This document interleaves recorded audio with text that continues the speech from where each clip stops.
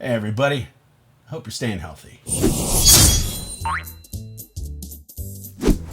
Things being what they are, I started up a Facebook group so I can play D&D online with my friends. Right now I've got 3 games going, which is about 16-ish people, plus myself, who all get to kind of get together and fight the depression that's kind of coming to us all at this time. 3 games a week is a lot. So I've been encouraging my other friends to go out there and start their own groups and run their own games online. I mean, it's not that hard, right? Except I keep getting the same messages, which is, I don't know how to use Roll20. To which I thought, it's not that hard. Before this week, I hadn't run a game on Roll20 in I don't know how long. But as I started playing, I realized there is a bit of a learning curve. So I figured I'd make this video and put it out there in the world for everybody so you can just get started and start having fun with your friends. We need a lot of that right now. Full disclosure, I have not delved that far into Roll20, but what I'm going to do is just get you up and running. What this video is not going to be is an in-depth tutorial on all of the very powerful interface that Roll20 has. They've got character sheets, you can program your own macros, there's a die roller. You can just use the grid and the video chat functions, print your character sheets if you want to, and just roll your dice on your desk at home, if you trust your players. And I do, except maybe Brian. Let's get started, shall we? First, go to Roll20, make an account. I'm not going to go through that with you. You have to be an adult and learn how to do that yourself. Once you've got your account like this, all right, here it says you've played over 243 hours in games using Roll20. That's not entirely accurate. I've spent a lot of time sitting in there on the maps, creating the maps and doing all that sort of thing. I have not spent 243 hours playing D&D online. Once you've got your account created, click on Create New Game. That'll bring this up and you can name it whatever you want. I'm gonna call this one Test Game. If you go down here, you can choose what kind of character sheet you want. Since we're playing D&D 5e, I'm collecting that. Now, their character creator works a lot like D&D Beyond, but you do have to buy the books. So that's one of the reasons why I'm not really gonna get into that, because I've already bought the books twice. Once in real life and once on D&D Beyond. I'm gonna create game, and I'm not gonna pay for that again, but I'm getting ahead of myself. You can drop a file here and make it aesthetically pleasing. However, I'm not gonna go into that. You can figure that out yourself. Now that you've got your game made, you can invite players by clicking on this button here that says Invite Players. You can either throw in their email addresses here, just do what I do, copy and paste this link and send it out to everybody who's going to play with you. Click on Launch Game, and that will launch your game. Here we go. Here's the grid. There are a lot of people doing this right now, and it's a bit of an issue, and honestly, I've always had a few issues with Roll20's video interface, so I'm gonna just give you some basics of what to do. If you mouse over your icon right here, you can see this is the mute button. This turns off your camera and brings up a very cool picture. And then this right here is reconnect. So anytime like you can't see somebody, you can't hear somebody, but everybody else can, you can just click reconnect and that will, well, reconnect you. And a lot of times that's all you need to do to figure out the bugs. Now, like we often have 6 people all logged on, and it's basically taking us between 10 to 15 minutes to sort out all of the issues with the video and the audio. But once that's done, it's working pretty well, especially considering how many people are playing online right now. Roll20, you're kind of heroes in this, at least to me. This is giving me and all my friends at least one thing to look forward to every week. So over here, you can see the cog, you click on that, you can change your display name to Enge, although that's my name. Find your own. Master volume level. This will control how the music plays on your end, and also your players can adjust it there. If people aren't using headphones, a lot of times it'll feed back through their webcam, so have them turn it down here. Here's a great little thing. You can take all of the portraits and either put them on bottom or put them on top. You can also grab them and drag them around by this little hamburger over here. and kind of put them wherever you want. Because if you put them up top, you can kind of see they start blocking the grid at the top. And a lot of times you need to see that sort of thing. So I will go from top to bottom regularly. But now that I've done this, it's kind of free-forming out there. It's just going to be there now. I'm just going to have to move it manually. Audio input source. If this is a random string of numbers, you've got an issue. You're going to have to Google it. But you want, like, say, this is my webcam. So that's what I'm using as my audio input source. I've got this big bad boy, but this is not what I generally use for my audio when I'm doing my games. Although maybe I should, because then I can be like, welcome to Aldgate. Video input source, you want to make sure that that's set to your webcam. I want to broadcast others' videos and voice. I want to receive from others' video and voice. We had a thing last night where one of the guys was having some weird crazy stuff going on with this, and he clicked this to nothing, and then it worked fine for the rest of the night. I don't really know what that is. You can also click reconnect here, but I think it does the same thing as it does on your portrait, and you got to dig it out. And that's pretty much it. There's other things in here. You can go over those on your own time. I'm not going to waste everyone else's time. So this is the default interface here, and as the DM, you're going to have a bunch of stuff here, and we'll kind of go through this. This is kind of the important one, though. If you're going to roll dice in the program, there you go, 16. It's perfectly fine. I don't do that, though. I roll all my dice on my desk and just tell them what happens. But a lot of people like to roll the die roller. Go for it. Okay, so if we're running an adventure, say a dungeon, what we're gonna need is a map of that dungeon. We're gonna need icons for the PCs, icons for any bad guys, and I'll show you how to use the Fog of War so you can reveal it as they go through. This is just for the free version. So you can also just, like, say, Donjon, throw that in there. And these are the premium assets, and you can... There's a lot of good ones, but you can also find these free ones and just chuck that out there, except you want it to be. So if you go over here, you go to map and background, and that's what you want to throw your dungeon in. So you can put this guy here and then just size it to whatever size looks good. It's pretty simple, right? If you're trying to get the grids to match up, this one doesn't have one, but you can, if you hold down Alt, right? If you don't hold down Alt, it'll snap to your grid. If you hold down Alt, it'll go in between, all right? And then, so this is where your players start. This is where they're gonna drop in. So if you don't want them to see something, don't put it here. I usually put like a welcome to Aldgate thing for them to see. And then you can adjust all of these things here. So let's say you have something, it defaults to 25 grids to 25 grids. Each grid being 5 feet because we're playing D&D 5e. You can enable Fog of War here. But like, let's say we want to do a really big map. You can do that. All right. So, and now you can see it's kind of gray, which is, it's got the Fog of War, but this is like some sort of armory. Oh, that's cool. I need an armory.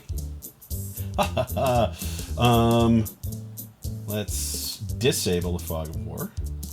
Now you can also disable the grid. You can change the color of the grid. So, because a lot of these things, like if you look here, this is very light colored, which makes these light grids hard to see. And then the dark ones, so if you go with the dark grid, the dark areas are hard to see if you go with like a black grid. But if you really want to, you can like go blue and like graph paper. And that might be the easiest way for you to do it. I'm going to now show you how to upload your own stuff, because most of what I look for, I just Google and I find it on the internet. In fact, there's this guy. Dynamic Dungeons. He does the most amazing maps, and he does them animated. I honestly couldn't tell you if Roll20 supports animated things. I don't think it does, but I always get the still versions. But I'm supporting his Patreon because he just makes the most amazing stuff. Let me find something and show it to you. Check this out. This is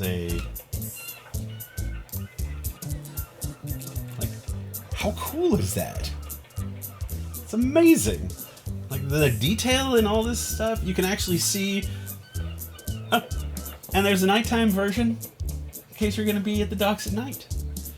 Anyway, I'm not going to go too far into that, but he is at patreon.com/Dynamic Dungeons. He's not given me any sort of money to tell you that. I just love his stuff. So we're going to be in my library, and I'm going to upload. So here we go. I've got a bunch of these. In fact, let's go with Dynamic Dungeons docs. It takes a minute. This appears like it should be a progress bar, but it's not.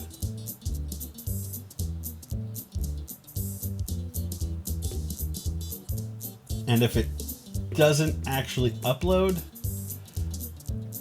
you don't really know. Oh, there it goes. All right, so we're gonna close that out. I'm gonna make sure we're on the map and background thing. Take this out here. Oops. Drop it in. Now I just have to size it. So I'm holding down Alt while I'm scrolling out.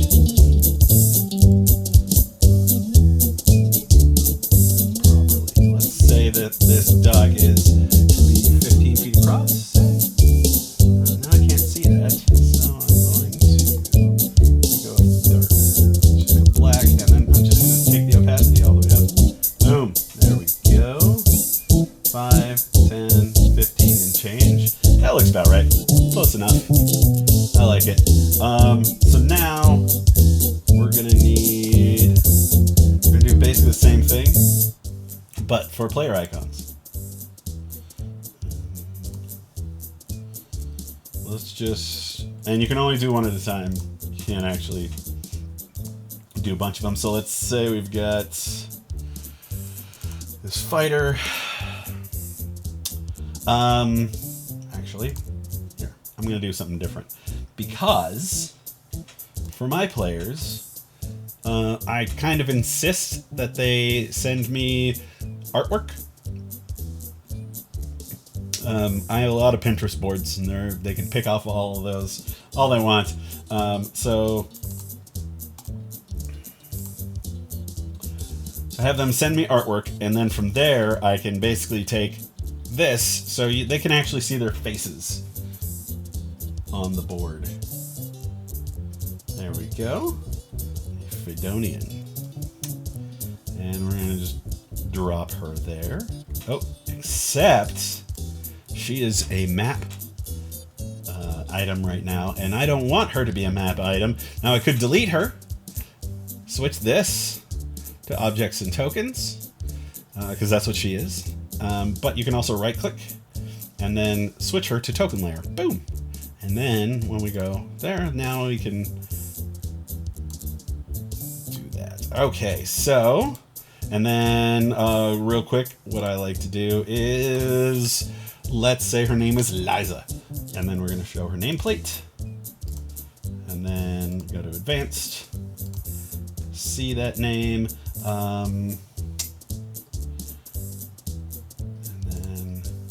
Changes, and then you can put up here any sort of information you want. I use the green one for hit points. So let's say she's got 55 hit points, boom, right there. And now when I go and I want to adjust her hit points, I can say like she takes 12 points of damage and it goes down to 43. Look at that.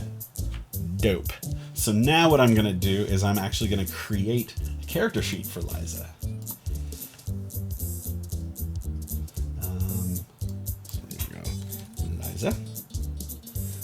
Use selected token.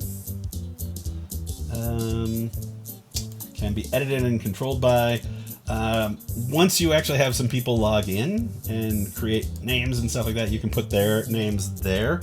So I'll just leave this blank until we're actually playing, and then fill it in once we've started, so that they can move their own characters around. And then we'll go back here and take this and put it there, save the changes, and now show to players, show to everyone, just because I honestly don't know what I'm doing. And then when my player who plays Liza wants to put her on the board, he can just drop her here.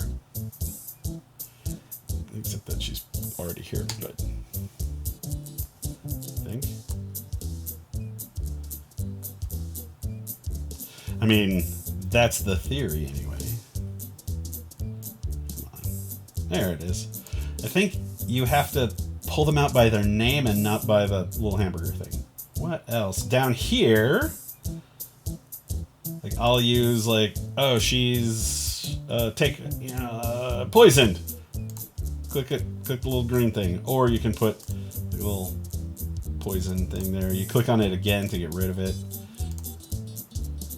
I usually do that when people are dead. Throw on the X. You can do auras, so if you have like a paladin who has an aura, you can do like a 5-foot square, boom, like that, or pull it off square, and now it's round. Pretty cool. Pretty cool. Let's see. Oh, now let's say if Liza wants to move, you've got this little dude here. Now you can just click on that. This is a ruler. So you can, and this is a snap to center version, which works great. But also, like, I always use snap to corner. So she's got 30 feet of movement. She can move to there, and then I gotta move back to this thing, and then now I forgot which thing she's on. There's another way to do it where you like hold something down. Somebody did it in my game the other day. Set out the entire path that the person was gonna go, and then like hit execute, and it worked. And I have no idea how they did it because I was too busy running the game. Oh, fog of war. This is actually gonna be very important. I almost forgot about this. Let's go shoosh. All right, and we're gonna click over there. Now I click over there, I go over there, but my players don't. They don't have this thing here. So in order for the players to go there, you got to take this little players tab and move it over, and then they go, ooh, like almost always. It's pretty cool. It's actually like a lot of fun, and in a very different way. See, I forgot it's an icon mode, but now I can throw it back to the map layer. If you want to hide some stuff from your players, like let's say there's a two-handed fighter, right? You can take him to the GM layer and then reveal him later on. You go to GM layer and then take him to token layer, and they go, oh, there's a two-handed knight there. He's got a great sword. Oh no, we're all gonna die. All right, we're gonna do it for real. So I hate it when they're like, oh, if I was doing this for real. So let's go with 75 by 75. Big map. Probably should have planned this out before hitting roll. I don't like to plan things too much. I like to just play fast and loose. I have a feeling I'm creating more questions than answers. So, yeah, that looks pretty decent. Here's this gigantic map. Here's this character, which I am now going to assign. That's the wrong one. Compendium? Journal. Here we go.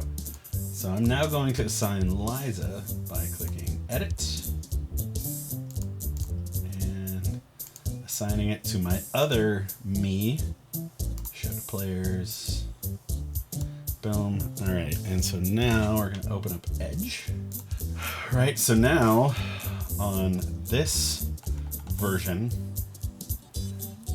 I can't see nothing because the DM Enge hasn't shown anything yet. So we're going to go to reveal areas. And this will allow you to reveal areas in like squares. So let's say we've revealed everything behind and everything for, let's say 60 feet. Okay, boom, up to here. Oh yeah, if you hold down your left click, it'll ping in whatever color this is. You can change that, but not if you have your stuff up at the top. You got to bring it to the bottom and then change it. Wonder what happens if we nope. We go full screen, it still does the same thing. It doesn't put it below. Anyway, I don't really care. So we're gonna reveal areas up to here, and then flip back over to here, and look at that.